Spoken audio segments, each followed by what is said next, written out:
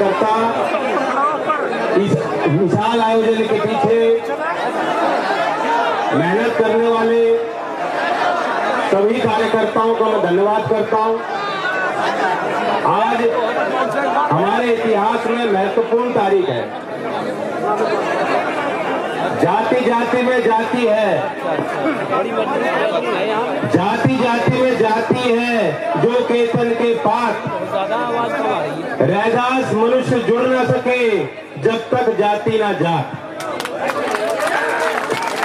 समाज सुधारक संत रविदास जी की आज जयंती का अवसर है।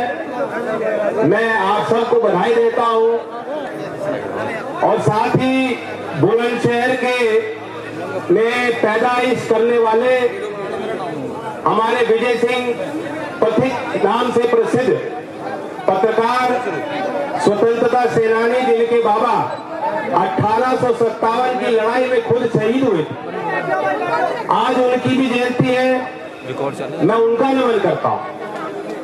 ये हमारे लोग हैं जो क्षेत्र से ताल्लुक रखते थे और इस क्षेत्र का लंबा इतिहास है। 1857 की जिक्र मेरठ की धरती के संबंध में हमेशा ये किया जाता है कि यहाँ के गांव-गांव से लोग बागी हो गए। क्रांति की चिंगारी जो आपने यहाँ से वह लहर बन के पूरे देश में दौड़ी थी। ये आपका इतिहास रहा। स्ट्रीमिंग कर रहा है। और 1942 में भी स्वर्गीय चौधरी चरण सिंह जी ने इसी क्षेत्र में गांव-गांव में जाकर, मवाना में, हापुड़ में, गांव-गांव जाकर क्रांतिकारी संगठन को भी खड़ा किया। तो ये गर्व का विषय है। कुछ ना कुछ तो एक क्रांति की भूमि में होगा, कुछ ना कुछ इस क्षेत्र के संस्कार होंगे। क्या संत रविदास जी आंदोलनजीवी नहीं थे? वह भी आंदोलनजीवी थे, जो देश को सुधारना चाहते थे, समाज को सुधारना चाहते थे। चौधरी चरण सिंह जी भी आंदोलनजीवी थे और शांति पूर्वक बिना किसी हिंसा के आंदोलन कैसे रचा जाता है, वे बेहतरीन उदाहरण महात्मा गांधी जी ने जो पेश किया, वे भी आंदोलनजीवी थे। लेकिन आज ऐसी सरकार, ऐसी सल्तनत है दिल्ली में जो इसे बुरा मानती, जो विरोध करेगा उस पे दाग लगाने का प्रयास होगा। आज इन तक कोई उपाय नहीं है, तो ये दोबारा जो इनके पैतरे हैं उनको अपना रहे हैं।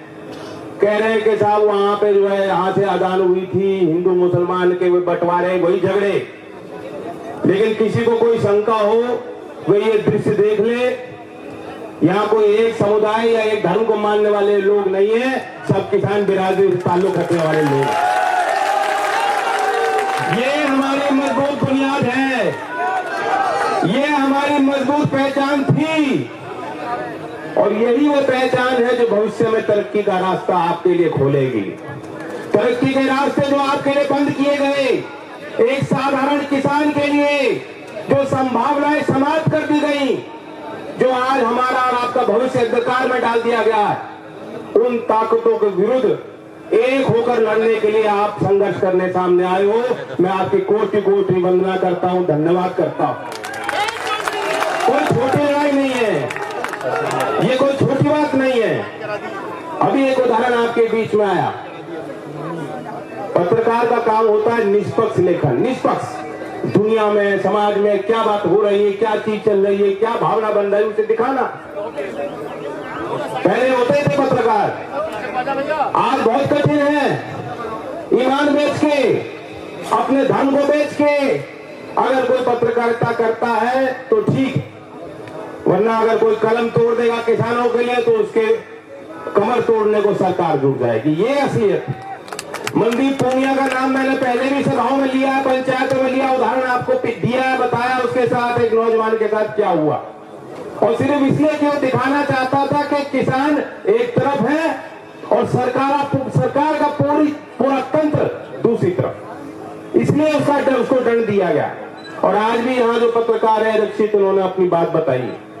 मैं दो नाम आपके बीच में और पेश करना चाहता हूं। आपको पता है धर्म की लड़ाई नहीं है, जाति की लड़ाई नहीं है, ये एक वर्ग की लड़ाई नहीं है, ये सिर्फ किसानों की बात भी नहीं है, क्योंकि इसका दंड जो है, अगर ये कानून बन गए तो इसका दंड जो है सबसे बड़ा, अगर कोई अंजाम पड़ना है तो उपभोक्ता पे पड़ना है। ये उनकी भी लड़ाई है, और ये सिर्फ पुरुषों की लड़ाई नहीं, महिलाओं की लड़ाई है। इसमें कोई लिंग भेद भी नहीं है। हमारा समाज जैसा भी हो, बाकी बहुत चीजें होंगी, लेकिन इस लड़ाई में आपको बताना चाहता हूं, गर्व होता है हमारी बहनें भी जो आगे बढ़कर हिस्सा ले रही हैं। मैं दो उदाहरण आपके बीच में रखना चाहता हूं। पंजाब की है दोनों, एक है सोनिया मान और एक है हरिंदर बिंदु। दोनों के नाम अभी चर्चित हुए हैं। एक सिंघू बॉर्डर पे किसान एकता संगठन से, उग्रहान से जुड़ी हुई है, और दूसरा उन्होंने बताया अपने परिवार का परिचय उन्होंने, दोनों ने, महिलाओं ने दिया है। दोनों जो है पूरी तरह से शामिल है, शुरुआत से शामिल है। सोनिया मान के पिताजी का निधन हो गया था जब 16 दिन की बच्ची थी, छोटी बच्ची, और उनके पिताजी को टारगेट इसलिए किया गया था, उस समय खालिस्तानियों ने उनको मारा क्योंकि वो खालिस्तानियों के विरुद्ध बोला करते थे। और उसी तरह से हरिंदर बिंदु ने बताया कि खालिस्तानियों ने गोलियों से उनके जब पिताजी को मारा था, वहां उनकी घर की महिलाएं थी, कितनी साहसी महिलाएं होंगी, उन्होंने भगाया, उनको खदेड़ा और ललकारा, कहा तुम कायर हो, तुमने इनको मारा, तुम्हें हमें गोली मारनी चाहिए। तो ये बहादुर महिलाएं हैं इस परिवार की, ये दोनों आगे हैं, दोनों लड़ाई लड़ रही है। उनका नाम मैं जिक्र इसलिए यहाँ से कर रहा हूँ क्योंकि जो सरकार की कोशिश थी, उन्होंने कहा शुरुआत में पंजाब से लोग आए तो उन्होंने कह दिया ये तो खालिस्तानी लोग। अरे इनके पिता को खालिस्तानियों ने मारा है, और फिर भी वो अपने खून पसीने की जो कमाई है इसी लड़ाई में डाल रही है, वो उनकी जो पूंजी है इसी में डाल रही है। तुम किसान को ना खालिस्तानी बना पाओगे, ना तुम उग्रवादी बना पाओगे। इससे बड़ा कोई देशभक्त हो नहीं सकता जिस घर में जो बच्चे हमारे नौजवान तिरंगे से लौटते हैं घर में, और फिर भी सीना चौड़ा करके वो परिवार कहता है कि देश के खातिर हमारा नौजवान गया। इतनी बड़ी भावना ये सरकार नहीं समझ रही। लोग कहते हैं साहब कानून में क्या खोट है, ये काले कानून क्यों बताते हो, इसमें काला क्या है, कानून तो है ही बेकार, कानून की पीछे की नीयत भी निकी खाली है, उसमें भी खोट है। इनकी मंशा साफ थी नहीं पहले दिन से ही, आपातकालीन परिस्थिति में, वरना इस तरह से कानून रातों रात ये लाते नहीं। और फिर संसदीय प्रक्रिया को उन्होंने दबाया, कुचलने का काम किया। राज्यसभा में जिस तरह से जबरदस्ती इसको पारित किया गया है, देश की नजर वहां भी गई, ध्वनि मत से इसको पारित किया गया, जबकि नियम यह है कि अगर कोई एक भी एमपी कहेगा कि वोट हो तो वोट डिवीजन होता है, वो उसका एक सांसद का अधिकार होता है, लेकिन सरकार ने उसको अनदेखा कर दिया। स्पीकर महोदय ने कह दिया नहीं कानून बन गया, किसी स्टैंडिंग कमेटी में कानून नहीं भेजा गया। कानून क्या कहता है, कॉन्ट्रैक्ट की खेती होगी, करार होगा, किसान की किसी साधारण किसान की अगर कोई शिकायत भी होगी तो किसान किसी कोर्ट में जाके दलील भी नहीं कर सकता। मैं पूछना चाहता हूं, मेरा सवाल है, अगर इनकी मंशा साफ होती तो ऐसा प्रावधान इन्होंने कानून में किया क्यों?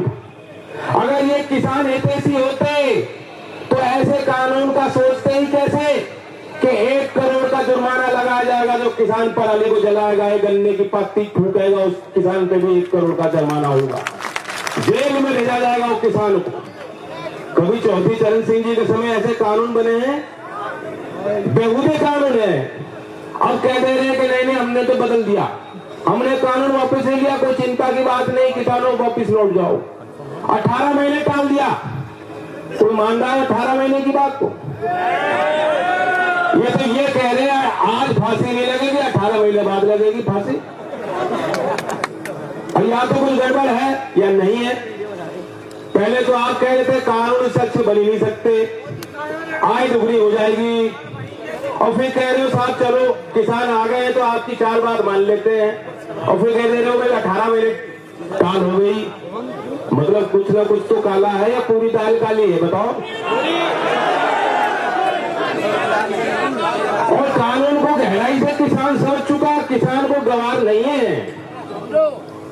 चौधरी चरण सिंह जी ने इंग्लिश में किताबें लिखी हैं, विदेशों में पढ़ाई गई है, और तमाम विषयों पर, सामाजिक मुद्दों पर, अर्थव्यवस्था से जुड़े मुद्दों पर, स्टेटिस्टिक्स के आधार पर अपने अनुभव के आधार पर, खेती के ज्ञान के आधार पर उन्होंने विचार रखे। लेकिन चौधरी चरण सिंह जी भी गांव में ही पैदा हुए थे। आज हमारे क्षेत्र के गांव-गांव में, घर घर में उसी काबिलियत के हमारे ईमानदार किसान भाई हैं, हमारे नौजवान हैं, जिनके अंदर वो क्षमता, वो दिल, वो सोच है। चौधरी चरण सिंह से कम नहीं है वो।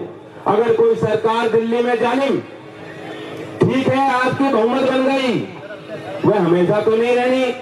आप वहां बैठ के सोचो कि हम लठ बजा देंगे वापिस चले जाएंगे, हम कील बिछा देंगे वापिस चले जाएंगे, हम इन्हें खालिस्तानी बता देंगे, इन्हें उग्रवादी बता देंगे, ये शर्मिंदा हो जाएंगे। ये पीछे हटने वाले नहीं है। तो ये सौदा है, इस सौदे को समझ लें। अब इनका सौदा क्या है वो तो आपने देख लिया होगा, 2 दिन में टेस्ट मैच खत्म हो गया नौजवानों। एक तरफ अदानी था, दूसरी तरफ अंबानी था। स्टेडियम का नाम है नरेंद्र मोदी।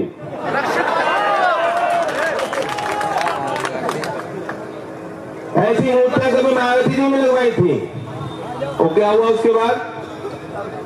परिणाम अच्छे नहीं आए। ये हस्तिनापुर विधानसभा क्षेत्र की भी अपनी अजीब जो है परिचय है, इतिहास है। इस विधानसभा में जो नतीजा निकलता है वो सब पे हावी हो जाता है। यहाँ जो फैसला लेते हैं पब्लिक, वो फैसला लखनऊ में सुनाया जाता है। बताओ सही बात है कि नहीं? तो आप तो हल्के में कैसे कोई ले सकता है? अब आप फैसला लो, बल्कि फैसला तो लेके ही आए हो मुझे लगता है। मैं तो ये कहना चाहता हूं भारतीय जनता पार्टी के नुमाइंदों को,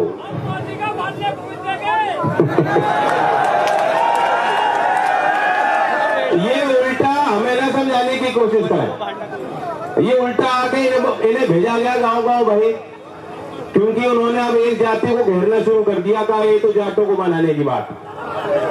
मैं जाति के विषय की बात कुछ कहना नहीं चाहता, लेकिन मैं कहना चाहता हूं तुम सारे जाटों को कहां से मना लोगे? तुम पे एक ही बारी से समझ रहा। लेकिन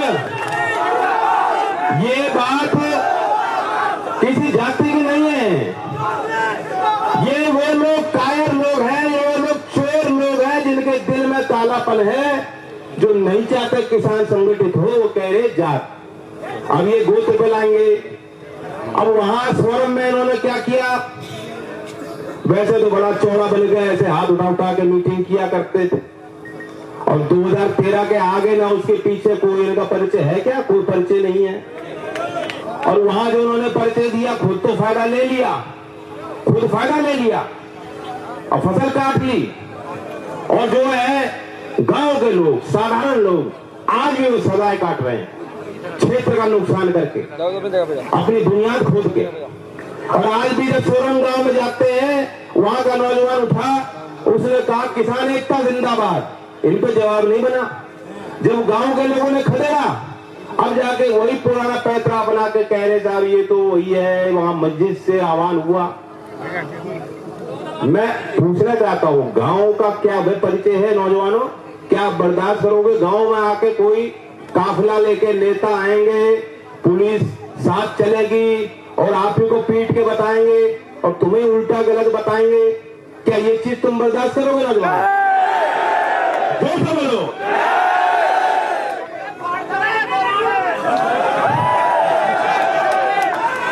उससे उन्हें को फर्क नहीं पड़ेगा, खूब अच्छे अच्छे हैं उनपे। 5 बार बदल के आए हो, कोई दिक्कत नहीं उन्हें। एक काम करना आपको, पंचायत बुलाई जाती है, इसलिए बुलाई जाती है कि कोई फैसले हो, फैसला लेने के लिए बुलावा है। अब फैसले वो क्या होंगे? आपने भी देखा, ये अड़ियल सरकार है, ये बेहद अड़ियल सरकार है। और आंदोलन का जो भी नेतृत्व लोग कर रहे हैं, उन्हें भी समझ में नहीं आ रहा कि हम लोग अगला कदम क्या लें। ऐसे में जब गाजीपुर पे जब धरना चल रहा और रात रात संकट की स्थिति बनी, चौधरी साहब ने यही कहा कि अगला दिन अगला जब आएगा तब देखेंगे। लेकिन आज हमारा कर्तव्य बनता है कि किसानों को हिम्मत देने की बात है। तुरंत जो उन्होंने संदेश भेजने का काम किया।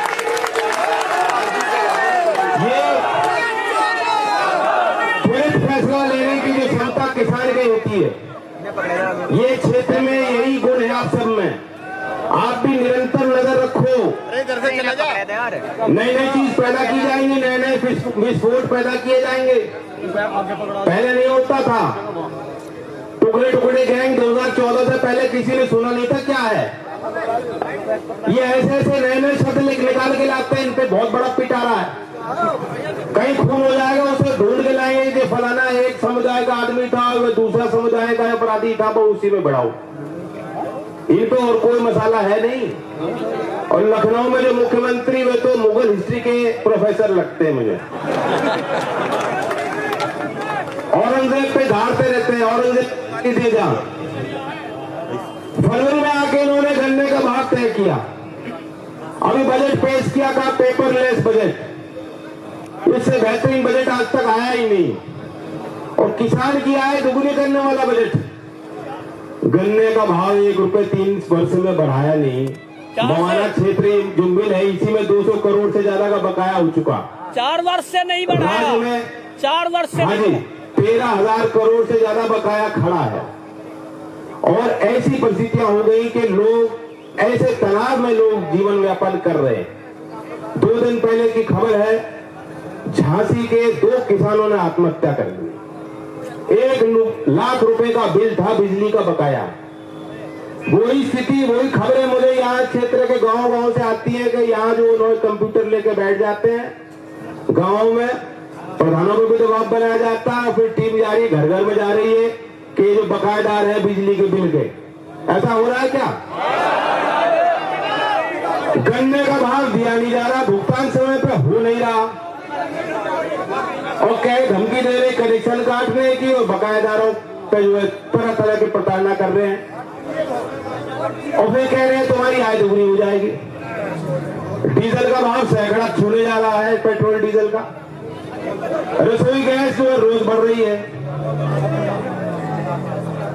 खाद महंगी हो गई। आपकी बचत यहाँ कोई है जो 4 साल पहले जो बचत थी, आज क्या कोई बचत कर पा रहा है कोई घर में? नहीं बच रहा। तो बात यह है कि ये हमारे मुद्दे हैं।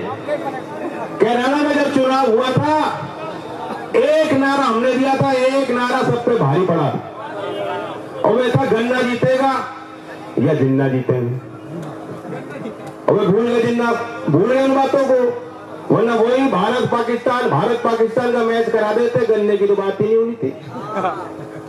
ये फैसला मैं चाहता हूं, ये जो जनता बैठी है, पंचायत बैठी है, फैसला ले लो 2022 में भी और अगले चुनाव में भी, और उससे पहले आने वाले जिला पंचायत के चुनाव में भी, चूंकि वो गांव का चुनाव है। गांव गांव में जाके उनको खदेड़ने का पड़ेगा भारतीय जनता पार्टी।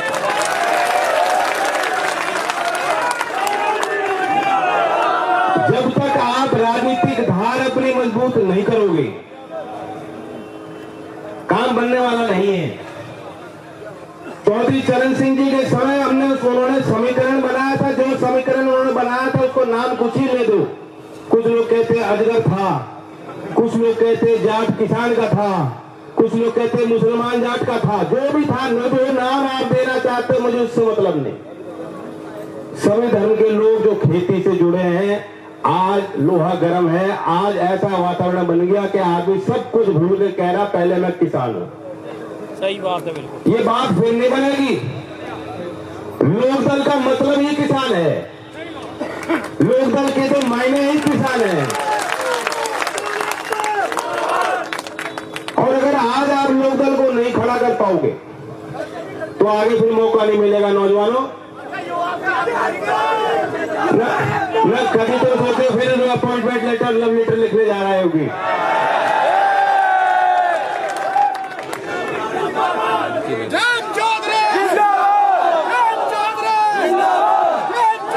सरकारी नौकरी, सरकारी भर्तियां, एससी और पिछड़े वर्ग का आरक्षण, इस सब के कोई मतलब ही नहीं बचेंगे। तो मोदी जी सब देखने लग रहे हैं कहां से मिलेगी नौकरी। और खुल के वो कह रहे हैं कि निजीकरण है। ये डिसइन्वेस्टमेंट नहीं है, ये विनिवेश नहीं कर रहे। हम तो पूरी बेचेंगे। पहली बार आपने ऐसी व्यवस्था बनी देखी है देश में, जो भी सरकार बनती थी वो किसान से डरती थी। उस पे देश पे जो गरीब की जो इतनी बड़ी बहुमत है, संख्या है, आबादी है, जो लोग गांव में रहते हैं, उनके जीविका का एक दबाव होता था, उनके समस्याओं का दबाव सरकारों पे होता। पहली बार ऐसी सरकार बनी जो खुल के कहती हम अडानी और अंबानी के हैं। जैसे हनुमान जी ने अपना दिल चीर के दिखाया था कि भगवान पुरुषोत्तम राम की तस्वीर है, और ये चीर के दिखा रहे हैं कि जो है एक तरफ अडानी है, दूसरी तरफ अंबानी है। ऐसे कभी नहीं